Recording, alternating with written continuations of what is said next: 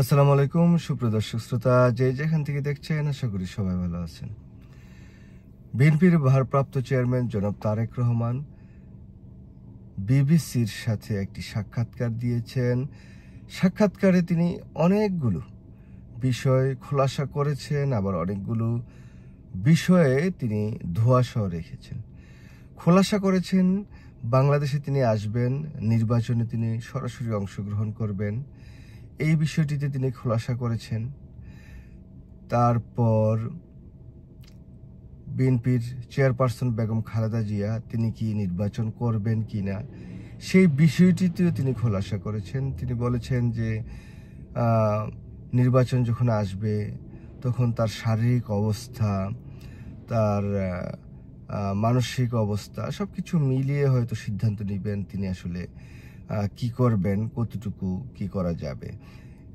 এটা যেমন আছেন, তার পরিবারের কেউ নির্বাচন করবেন কিনা এই জায়গায় কিন্তু তিনি ধোঁয়াশা রেখেছেন। তিনি ঠিক স্পষ্ট করে বলেননি যে কেউ নির্বাচন করবেন কিনা, সেটা সময়ই দেখা যাবে বলেছেন।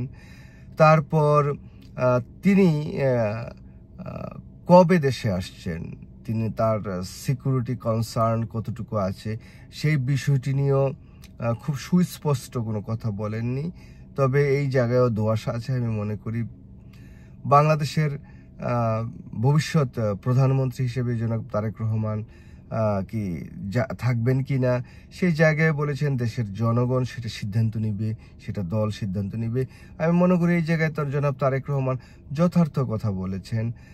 তারপর যদি বলি, তিনি সাংবাদিকদের সাথে বিগত 17 বছর বা 18 বছর কেন কথা বলেননি, সেই জায়গায় তিনি যথার্থই বলেছেন যে তিনি তো কোনো না কোনো মাধ্যমে বাংলাদেশের জনগণের সাথে বা কথা বলেছেন বা তার কথাটা জনগণের কাছে পৌঁছে দিয়েছেন, তিনি তো আর বসে থাকেননি।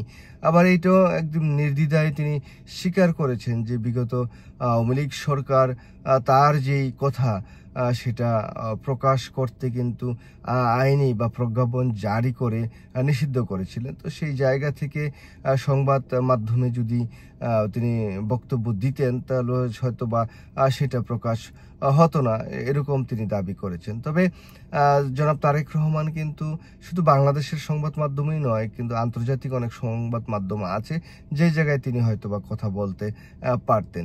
তো যাই হোক সুপ্রিয় দর্শক শ্রোতা, বেশ অনেকগুলো বিষয় যেমন খোলাসা হয়েছে, অনেকগুলো বিষয় খুব একটা খোলাসা হয়নি।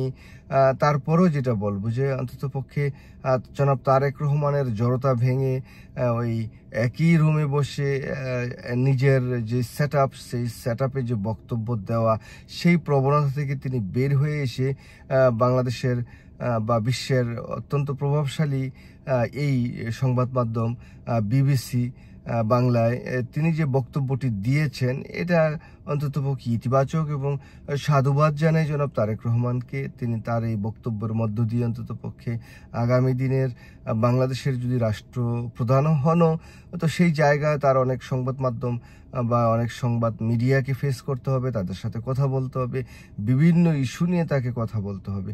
তো এখন থেকে যদি তিনি সেই কার্যক্রমগুলো ভালোভাবে চালিয়ে যান অন্ততপক্ষে, সেই জায়গায় আশা করব যে তার মধ্যে যে জড়তা অন্ততপক্ষে বিভিন্ন সংবাদ মাধ্যম বা বিভিন্ন সংবাদ যারা কর্মী আছেন তাদেরকে ফেস করার যে জড়তা সেটা কাটিয়ে উঠে তিনি মোটামুটি গণমাধ্যম বান্ধব একজন রাজনীতিবিদ হয়ে উঠতে পারবেন, সেটা নির্দ্বিধায় বলা যায়।